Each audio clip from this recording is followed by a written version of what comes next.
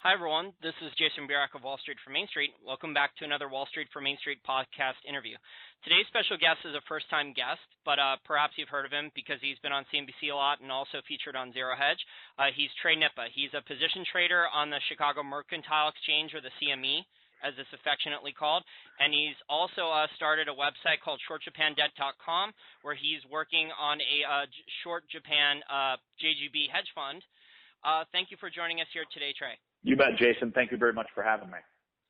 Now, Trey, before we get into Japan, let's just talk about high-frequency trading, since you tend to deal with traders like this on a daily basis on the Chicago Mercantile Exchange. How do you think high-frequency trading has changed your trading over the last couple years?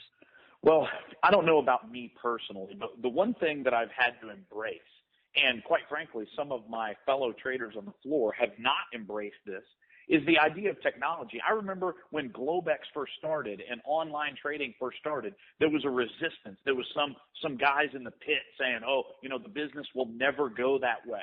And it was completely unrealistic, for one, and number two, completely and 100% wrong.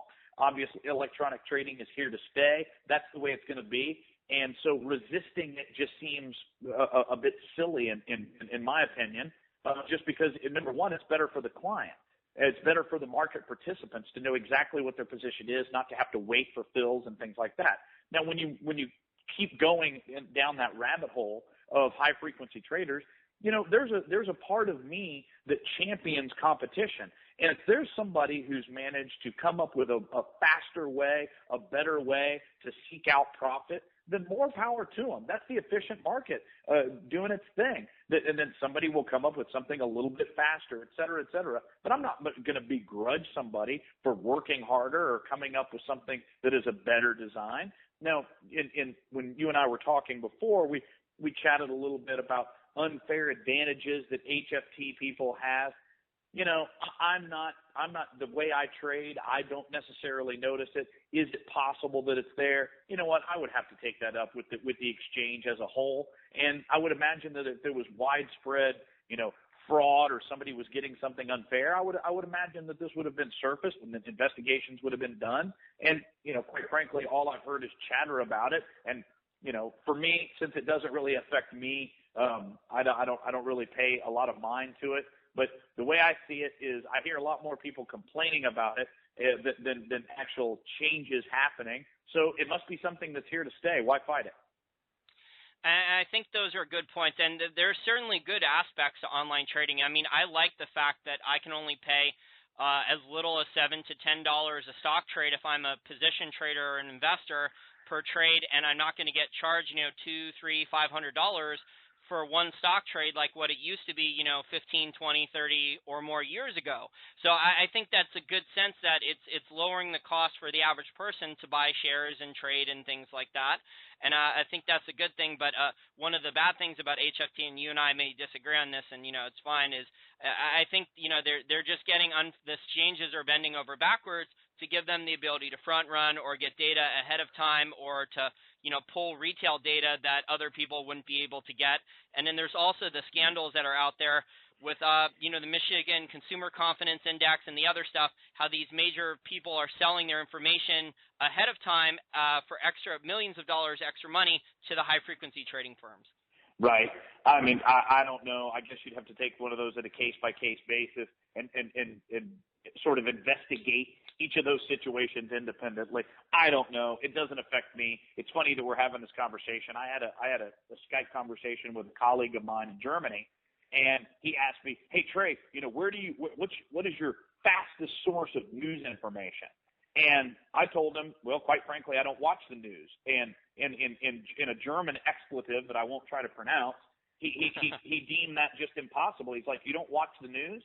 And to me and my style of trading, it doesn't matter. I have seen far too many traders sit around and wonder why a trade went against them. You don't ever wonder why people ever ask the question why, that it's working in their favor. They only ask why when it lost. I always know the guys that have a losing position down on the floor because they wander around and talk to everybody else going, "Hey, don't you think this should be happening? And don't you think this should be happening?" The guy who's sitting on a big winner keeps his mouth shut.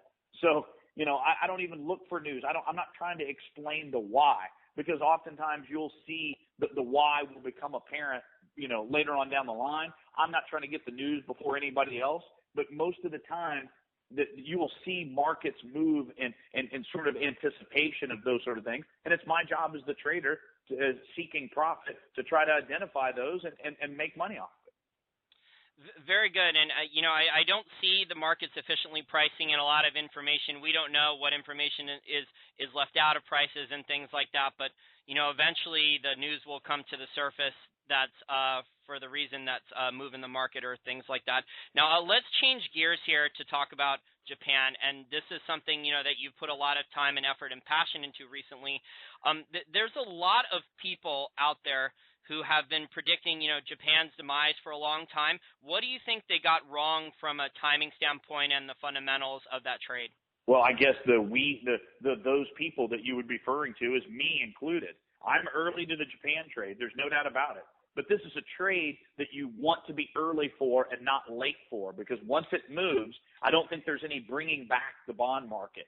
I've seen polls of hey, bond traders in Asia. If Japanese government bonds dropped and yields went up, if you went out and talked to people who owned Apple stock and you said, if Apple stock got cut in half, would you buy more of it? And a lot of those traders would say, oh, man, that'd be a gift. I'd love to buy Apple stock at half of what it's trading at now. If you saw yields in Japanese government bonds uptick at all, and you saw bonds work their way lower at all, I'd be willing to bet you that 99 traders out of 100, it's probably more like 999 out of 1,000 traders would run and not walk to run away from Japanese government bonds. And quite frankly, there's a school of economics that, in large part, I dismiss it because it's just fantasy land economics, and that is the school of economics called modern monetary theory, the MMT people. I've seen videos, I've seen interviews, and what these guys would purport is they would say, well, Japan it has its own currency. It can print its own currency, ergo, it can never have a bond crisis. By the way, you can take that as a de facto comment on United States government debt as well. Oh, we can print dollars, so we'll never have a debt crisis. That is actually historically and economically false by every definition. So remember what a bond is. A bond is an IOU. So if I give the government money, they give me a piece of paper that's an IOU and say, we're going to pay you back. If I see severe weakness in the underlying currency that I'm going to get paid back in, then why in the world would I hold on to that security? A weakness in the currency actually causes a bond crisis historically. It doesn't prevent it. So if you want to talk about triggers and things, we can talk about the myriad of reasons why the Japanese government bond market has held up. And guess what? Every one of those reasons for why that it's held up is now being cut down at the knees. For instance, a trade surplus. If Japan was exporting more than it was importing, they had a large current account balance, boom, they could finance their debt. Right now, they have a record current account deficit, and it is accelerating. That is a problem. Number one, it's a problem from the Prime Minister Shinzo Abe, because he came out and said, we're going to cheapen the currency, we're going to buy our own bonds, we're going to monetize our debt. When we weaken the yen, the exports will come back and we'll all live happily ever after. Wrong. It has not worked. If it worked, you wouldn't have a current account deficit that is accelerating. So one of the things that has kind of pushed off pressures on Japanese government bonds are precisely the things now that have turned over. We can also talk about the Japanese population. In 2030, you will have 3 retired people for every 1 working age person in Japan. Can you please tell me how that's sustainable? It's not sustainable on their financial statement because guess what? One of their largest line items on the expense side of their financial statement is Social Security. And darest I take a page out of Johnny Carson's book, but Karnak the Great, I predict that Social Security expenses in Japan are going to trend higher. Well, of course they are. You've got that many more people going into retirement and drawing on Social Security. It's not that hard. It's just math. And the math in Japan continues to work against them, and it will be reflected in their bond market eventually. But in my mind, that's the significant risk of this trade is time. When is it going to happen? I haven't the slightest idea. If I knew, I would own the building instead of working it. But for me, this is a trade that I'm willing to be early for, but I'm not willing to be late for it. Those are very good points. And before we expand on those, I just want to give you my views on MMT. I don't like MMT either. One of them tried to give me some phony account. One MMT, one of their believers tried to give me some really phony accounting and telling me that assets and debt have to rise equally, telling me that that's how accounting and a balance sheet works, not talking anything about equity, because, if debt is rising at the same levels as assets or faster, you have negative equity, and society at all levels is completely and totally insolvent or bankrupt. So I don't even think they understand that. And then the other point that you brought is the currency there. So let's start with Japan at the beginning here, really when they went through their artificial credit boom. Japan was just on fire in the 70s and 80s. They were the China before China. So they had an artificial boom. They had an export-driven Toyota and Sony and Honda and all these other companies. They weren't very popular originally. I remember hearing from my dad when he bought his first Toyota that prior to that he was very apprehensive to buy a Toyota because, they were low quality, they were cheap. He was like, they couldn't give these things away in the U.S. market. And then all of a sudden they had market share because they were giving them away at a loss. And then, they just had this humongous trade surplus coming in after that because they developed market share and started, value added and innovative and stuff like that. And then it led to the bust. And, they just did what a lot of other countries did. They wouldn't let their banks, write off the bad debt and reorganize their banking system and force them to declare bankruptcy. And the banks have been zombie banks for a long time. And that's another important thing about the Japan story, right? Absolutely. I'm from Texas, so everything's a football metaphor. You'll have to excuse me. But the Japanese story, the United States has got the Japanese playbook. Now, our population dynamic is slightly different. We do have a little bit looser immigration policy than they do.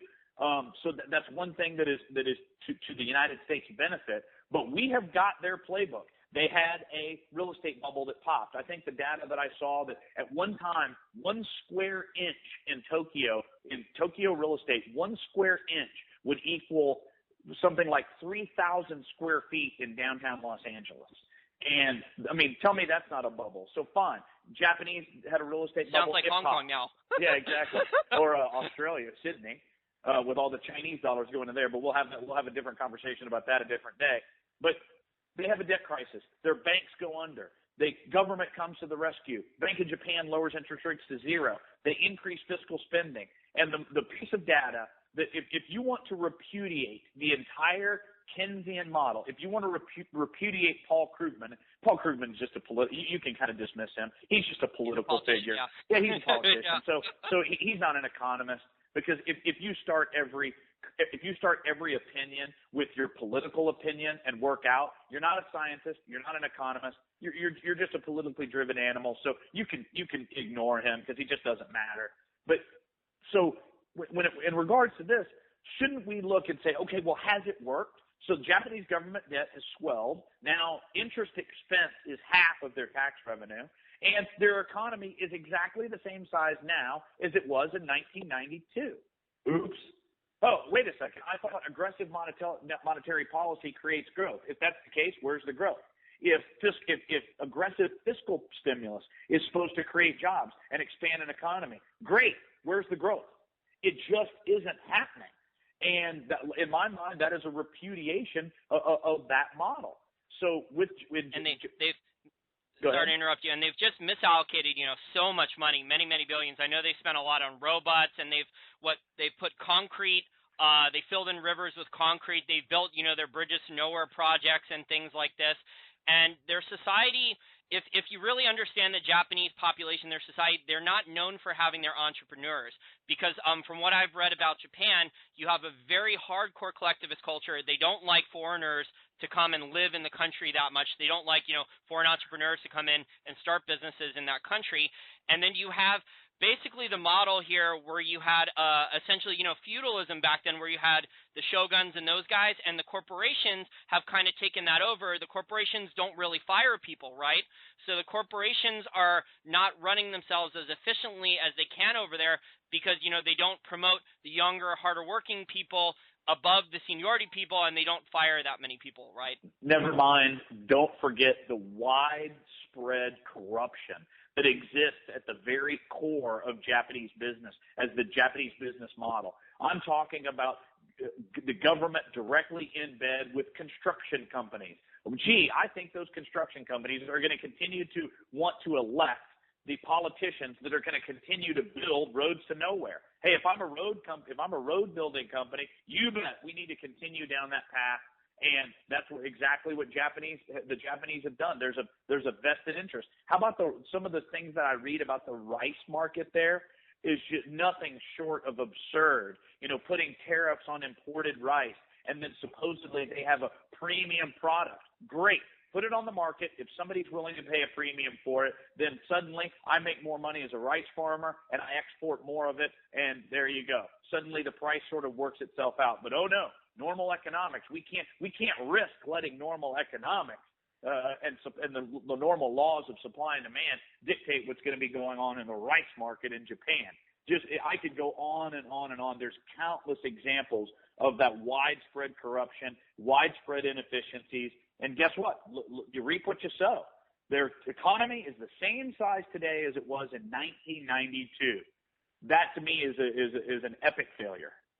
And something else, since 1992 also, Trey, you can tell me if you agree with this, but from looking at research, and I have a couple friends who live in Japan, they're Americans, but they like the culture over there, how it's more laid back and low key and more technology driven and things like that. But there's just been the average Japanese citizen has not made really any investing income for the last 2 decades. I've heard the most common investments over there for a Japanese citizen are holding cash and buying JGBs, supporting the government's programs, because the people have that collectivist culture. So the pension funds have all bought a lot of their massive capital has gone into JGBs. The banks, who of course the government's keeping alive, and the banks don't have to write off the losses, and they're hiding the losses, they've reinvested into the JGBs, and then the individual citizen feels a duty to invest into JGBs. And now, 2 days later, if you were a Japanese person, 30, 35, 40 years of age 2 decades ago, and you're ready to retire now, you don't have that investing income, that humongous nest egg ready to retire. So I think that's the situation now that Japan has found itself in because of the nature of their culture. They just don't value, entrepreneurship and efficiency. Well, they do value efficiency in terms of technology, but not like in terms of creative destruction and, inefficient companies going bankrupt and things like this. Sure. Well, because the political power falls with the leaders of those big companies, and they don't want to see anything change because they're nursing off the government for sure. The other thing that you raised was let's not worry about their investment nest egg. They tend to be bigger and better savers than we are in the United States. But why aren't the retired people in Japan absolutely throwing a fit that they're getting no return on their investment, on their savings? By the way, I'm clearly making a reference to United States savers as well, because the elderly retired people here in the United States, they aren't getting a return on their money either. You ever gone and see what rates on CDs are at banks? Look at treasuries. Why aren't the retirement people absolutely throwing a fit by what's being done to them by the Bank of Japan and what's being done to them in the United States by the Fed? So, okay, great. They print more money. They expand the money supply. Whether you like it or not, we do have inflation. All you got to do is go back to last September's Fed minute, and there's two paragraphs that really stand out. One paragraph says, well, we're not really interested in raising rates and slowing down quantitative easing because we're afraid of jeopardizing the recovery in housing.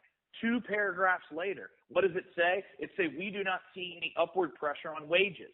So let me get this straight. Wages aren't going up, but housing prices are going up. How is that good? Why is that good for the citizens of Japan or of the United States or anybody else? Sure, it's good for those asset holders, but that to me is the very definition of inflation. I'm not making any more money, but my money is buying me less of the things that I consume. There is inflation in Japan, and there is inflation in the United States. And by the way, when Japan has its debt crisis, when that comes later on down the line, they will look back over the last 2 years and what Japan has done. They will look at the policies of Shinzo Abe. And I actually think that the book is going to read like comedy. Chapter 5, then they decided they wanted inflation. By the way, I don't know who inflation hired as their PR firm, but I'm desperate to get their business card because they have managed to sell the people a raw bill of goods that we want inflation. By whose definition? Do you really want an inflation of 2% when you've got a yield on the 10-year Treasury of 0.6%? That is absolute nonsense. Inflation is the last thing that you should be targeting. Well, it's all the Keynesians, Trey. It's the financial oppression that they have. They don't want government to stop spending. They only want the situation where government can run larger and larger budget deficits, can give out more contracts to cronies, can give out more, promises to keep the politicians, to get them elected or keep them elected, and to run a welfare warfare state. Although in Japan they don't have the warfare because the U.S. pretty much does a lot of the military stuff for Japan. But in terms of the inflation picture that you point in Japan, I think that's something that most other experts miss. And, when you hear people talk about Japan, you just hear them talk about deflation, but they're only looking at credit. And yes, maybe the consumer is not using as much credit in Japan because they do have some savings saved up, although I think savings have declined a lot in Japan, right, over the last 15 or 20 years. They used to be, over 20% of income, and now they're down, I think, below 5% now. So that trend there is decreasing a lot, but the inflation to Japan is coming in through imports. Okay, you've had the yen decrease by more than 20%, right, in the last 18 months. Since the beginning of 2013, the yen was around, 79, and now it's at, 103-ish? You got it. The other way to create some inflation? Oh, you really want to make things cost more? No problem. Tax it. Guess what? They got an increase in sales tax coming in April. Yeah, I personally think that they're stuck in worsening stagflation for their real economy. So all their consumer staples and imports, for food and energy, those things are not going to go down really. But maybe their consumer discretionary stuff, because people are not going to have as much savings or as much discretionary spending money and things like that because their wages are kind of stagnant. I just don't see people in Japan being able to afford those types of things. So I think that's accurate that, you compare them to the U.S. in a certain aspect because they're further down the road than the U.S. is because, they've been doing it for longer than the U.S. has, this quantitative easing. Their QE program is even larger than the U.S. Most people don't realize that. Sure, on a nominal and real basis. And, they're on QE infinity now, and now the Bank of Japan has this open-ended policy of buying bonds. And by the way, there's a lesson in here, and there's a lesson for the MMT people, and I hope they're listening, and I hope they pay attention. Back in April 4th of last year, the Bank of Japan announced its massive move to monetize their debt. And they announced that they're going to double the money supply. What happened to the yen? The yen dropped versus the dollar. It dropped precipitously. How are they going to increase the number of yen? How are they going to double the money supply? They're going to do it by buying Japanese government bonds.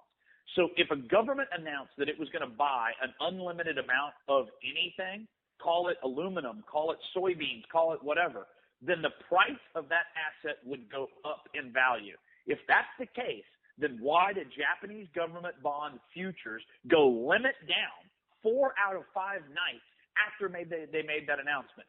They did it because the reason bonds dropped and did not rally was because when they made that announcement, the yen started falling off and the bondholder says, I don't want to be paid back in devalued currency. And they said, sold. And they started hitting the buttons. And that was that. Now the Bank and it of creates Japan, a feedback loop, right? So that then, sure, because there's no other sellers, right, demand is super saturated, right, from the banks, the pension funds who are also net sellers, and the general population who doesn't want to buy anymore because they already own a lot of JGBs and they're ready to retire and start spending their money. So then that means the central bank has to come in and buy even more of the debt because there's no more buyers for the JGBs, right, from the people who want to sell. You got it. Yeah. So here's the scenario that should scare you the most. It should scare all your listeners. And if there's one piece of this interview that should make people stand up and take notice of the Japanese government bond market, here it is. Here's the big thing. The big thing is that the banks have to have their tier 1 capital stuck in Japanese government bonds. So imagine a bond trader is managing a bond portfolio in Japan. and he's got a 10-year treasury that yields 0.55 or 0.57, around there. They're yielding nothing. So what they're doing to enhance that yield is they're going down below the market and they are shorting credit default swaps. They're selling puts on bond futures. They're doing all those things down below the market and enhancing their yield to say, well, if I sell this put and the bond market doesn't go down, then I collect that premium. Number one, it's made implied volatility on these bond options trading down to like 1.5%, which is completely ridiculous. But what that has created is that has created what I think is one of the more dangerous situations in all of finance. Can you imagine you and I form a partnership? We go buy a rent house down the street. We buy the rent house and we pay $300,000 for it. Then we figure out that the rental real estate market's kind of soft, and we only get $500 a month in rental income off of this house that we paid $300,000 for, right? So now we're sitting there saying, wow, we're not getting much rental income off of this. Why don't we go out and sell fire insurance on our own house to 100 different people? What that means is when the bond market starts down, not only is the underlying asset going down in value, i.e. the house is burning, but then those same banks are going to have to turn around and pay off those insurance policies that everybody else owns. That is what AIG did. AIG bought mortgage-backed securities, and they shorted credit default swaps down below them, and that's why AIG got turned inside out, period. That will happen in Japan, and it is dangerous. And the people in Japan need to be aware of that, and people all over the world of finance better have an eye on what happens to their bond market, because it is not going to be pretty once it trips over. Now you're saying that the Japanese central bank is the one who's going in there and selling the puts? No, the banks themselves. So if I'm Mizuho or I'm whatever, Mitsubishi, whatever, I'm the bank, I own this portfolio of bonds. By law, I have to. So now I'm getting no yield whatsoever. So what do? I turn around and go below the market, and I short the insurance against the very asset that I own. Whoops. That's trouble. This seems like a common practice from Wall Street's playbook, Trey, because, you had a lot of this done. Obviously, you mentioned AIG, but you have the European banks who have a lot of losses and non-performing loans hidden underneath the rug. It's just a very common tool. I guess the Japanese bankers learned it from the American bankers here on Wall Street. Well, they've been doing it for a while, so maybe it's the other way. Maybe that's where we got the idea. But anyway, that's what I view as very, very dangerous, and that's why. I mean, when back April 4th, when the futures went limit down, you couldn't buy these puts, not for any price. I mean, the puts just exploded in value. Implied volatility jumped because everybody was short them. And when those shorts try to take in those positions, they're just not there. And that's what will create volatility once this thing really starts moving.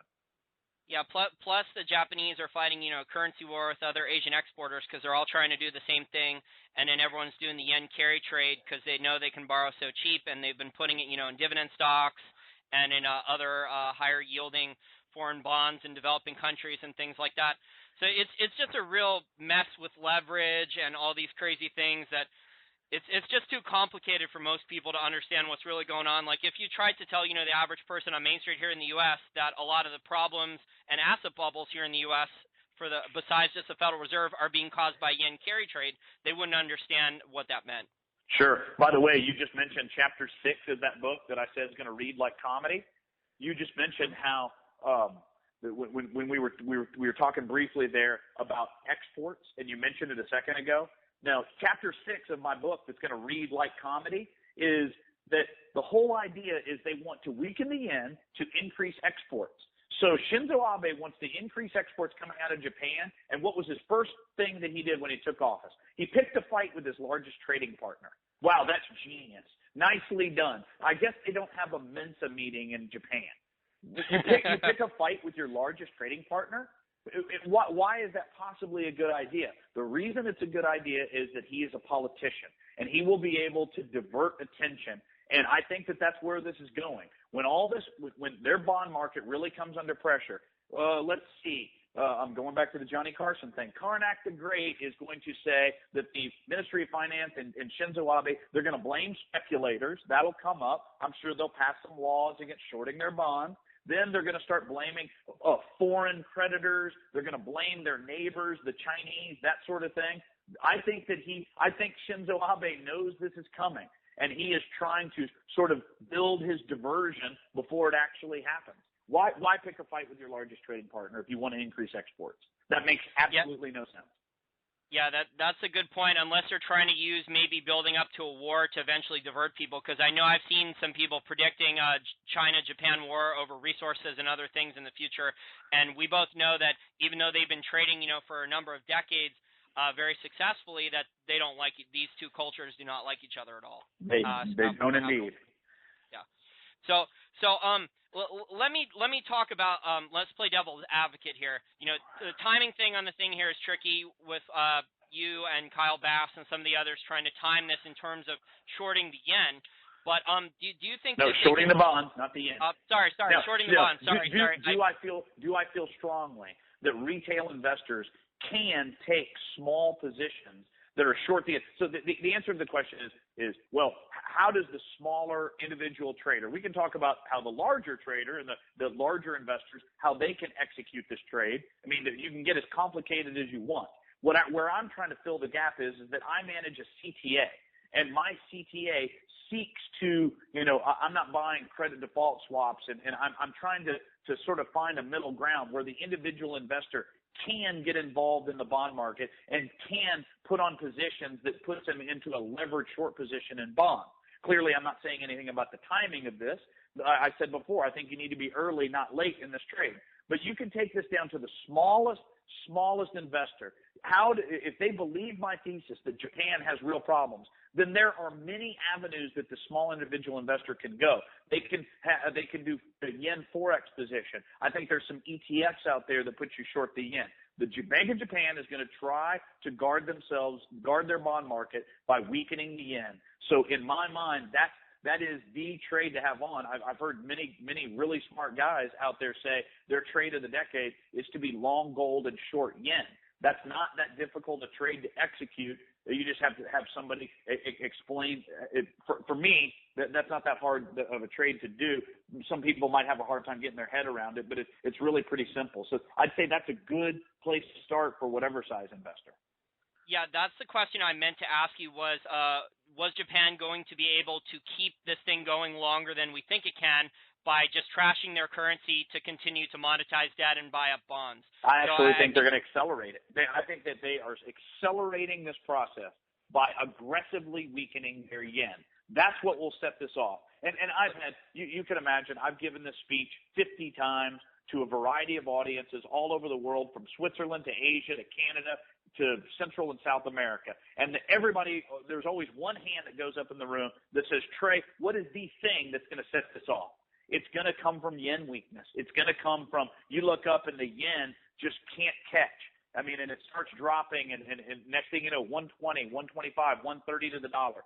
Every time the yen weakens a little bit more, that is more and more pressure on those bondholders, not less pressure. So that's where I think the trigger will happen. The other logical trigger might come from energy prices. Let's say you get some crazy war in the Middle East and crude oil goes to 200. Don't think for a second it can't happen.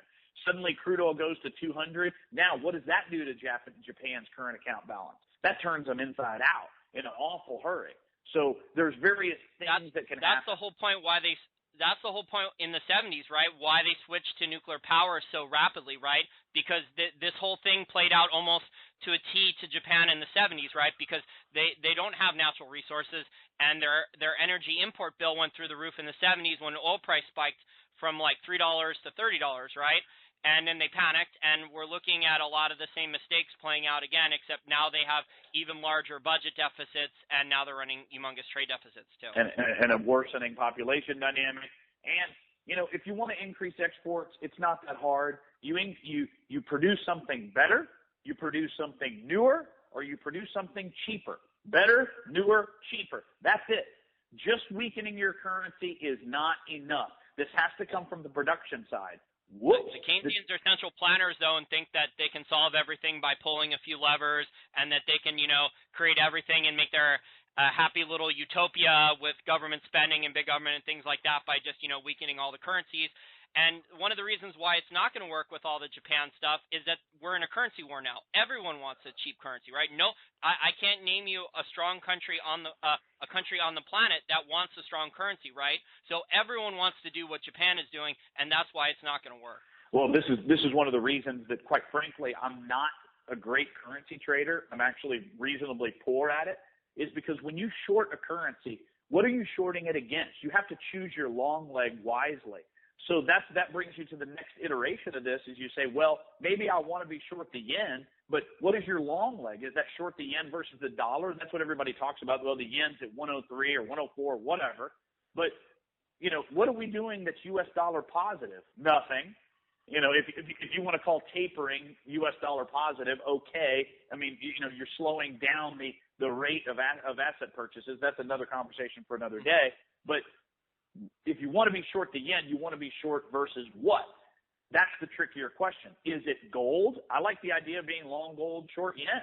I like the idea of being long rental real estate and short the yen. The Federal Reserve in the United States has clearly said we are going to make real estate prices go up. Okay, fine. If you want to be long, I have a rental property down in Texas, and I'm long this rental property, and the mortgage is in yen. So now if the yen gets torn apart, I can pay down that loan. It takes me less dollars to pay down that loan. So I'm collecting rent in dollars, but making the payment in yen. So in my case, I'm long U.S.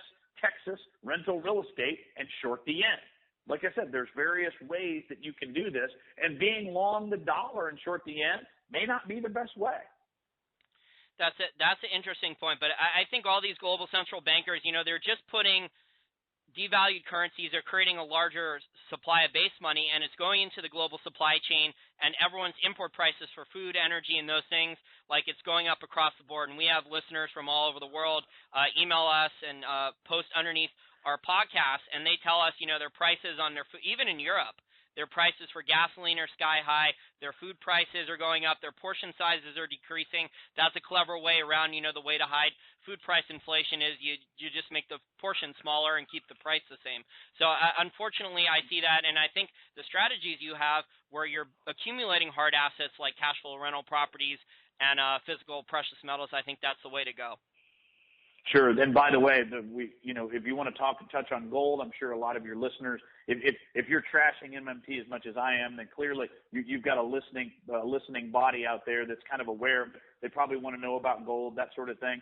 The opportunities that I see in gold aren't necessarily in the flat price, but the opportunities that I see out in gold actually exist from the relationship between the paper price of gold and the physical. And this is a much more complicated conversation. This isn't a trade for everybody. And if listeners want to email me at Short Japan Debt, by the way, I do put out a regular newsletter. So if people want to go to the Short Japan Debt website, they can register for that newsletter. There's no obligation. They'll get it. If I'm on TV talking about Japan or whatever, I'm happy to send it to them. But I have a gold trade that I've been watching that actually has to do with the action of the calendar spreads. And what that is in futures, you trade different months, February versus April, April versus June, June versus August.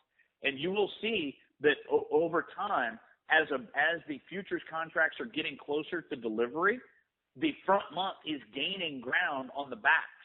And the reason that is that the supply of physical deliverable gold is down to a very, very low level. So the reason that the front month is gaining ground, in my opinion, I could be wrong, but the reason that that's gaining ground is because the shorts are getting out of the way, because the shorts have no intentions of delivering it. The shorts are not going to make those deliveries against the futures contract, and that creates opportunity. It creates opportunity because gold in Shanghai trades for $15 an ounce above the COMEX price. So that ought to tell you that maybe the spot month of gold should go to a level on COMEX that is equivalent to $15 premium minus the shipping cost of getting it over there. The only problem is that you can bring gold into China, but you can't ship it out.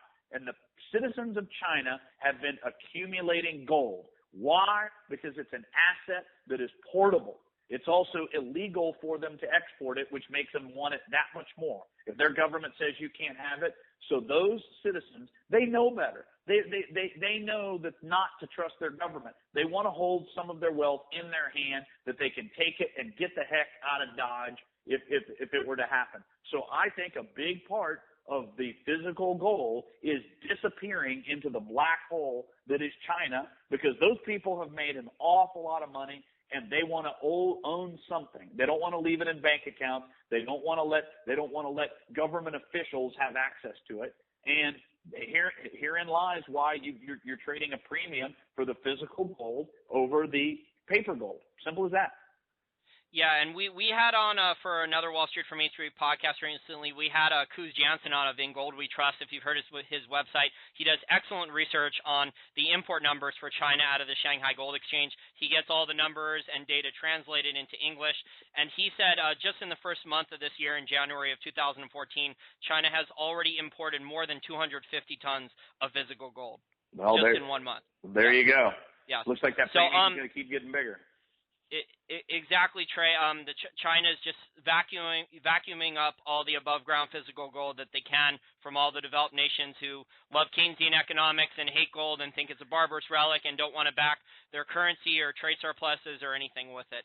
So in wrapping up this conversation here, Trey, please tell our listeners more about your website, your fund, and your book that's coming out. All right. So first of all, fund is an easy way to say it because it makes a lot of people don't know what a CTA is. A CTA is a commodity trading advisor. So I have individually managed accounts that I'm putting on a levered short position in Japanese government bond futures, and I'm doing it in the options market. So the website is shortjapandebt.com. I realize that in 45 minutes that we've been talking here, we've probably raised more questions than given answers, and that's okay. Is what I'm doing, is speculating in the Japanese government bond market appropriate for everybody? Of course it isn't. However, for me, the biggest growth that I see in my customer base is actually coming from Japanese citizens. And the reason I say that is that they're doing it as a hedge. I also see growth in the hedge environment of people who've got significant holdings overseas because, listen, if the Japanese government bond market rolls over and you've got a debt crisis in Japan, when Greece had a debt crisis 2 summers ago, it absolutely adversely affected U.S. stock prices. Guess what? Greece has the same GDP as the state of Indiana. No disrespect to the Hoosiers that are listening, but Greece does not matter. Japan does matter. It's the 3rd largest economy in the world. Never mind that we're following their playbook. So that could really rattle bondholders all over the world if you saw sharply lower prices for Japanese government bonds. So my website, shortjapandebt.com, you can register on there. You can it's the same email address on there that my mom has. So any email that your listeners might send me, it'll come directly to me. We can set up a time. We can talk about, there's various ways to execute this trade depending on suitability. And I'm happy to discuss that. Okay, great. And thank you again for your time, Trey. And hopefully we'll have you back on again soon for any more updates on Japan, because I know they're planning more QE, and I think they just announced another QE recently, which is just ridiculous. And I think the yen is going to probably be a lot weaker against the dollar by the end of the year. That was one of my key predictions for 2014. I think what's the general idea? Hey, we're hitting this button, and we're hitting the button, and it's not working. So clearly we need to hit the button a lot harder and a lot faster. I mean, it's just. But, well, these guys don't have common sense. These Keynesians, they're brilliant, book smart people. I've argued with people who used to work at the Fed and stuff like that. People are brilliant in Keynes. They're brilliant, book smart people, but they just believe in bad theories that don't work in the real world, and most of them don't have an ounce of common sense. Well, they're covering for politicians. Keynesianism is marvelous to the political elite. Hey, let's keep borrowing, keep spending, because if I keep spending and keep borrowing, a simple fact of the matter is if I take money from 1 and redistribute it to 9, you know what that gets me? It gets me reelected. Bingo. And the bureaucracy grows, and it becomes a positive feedback loop for the politicians and the bureaucrats and all the issues and things they want to fund with their central planning. Thank you I was going to say I really appreciate you having me on. Yeah, this was great, Trey. Thank you again. I really enjoyed it, and we'll have you on soon again. Fabulous. Okay. Bye, Trey.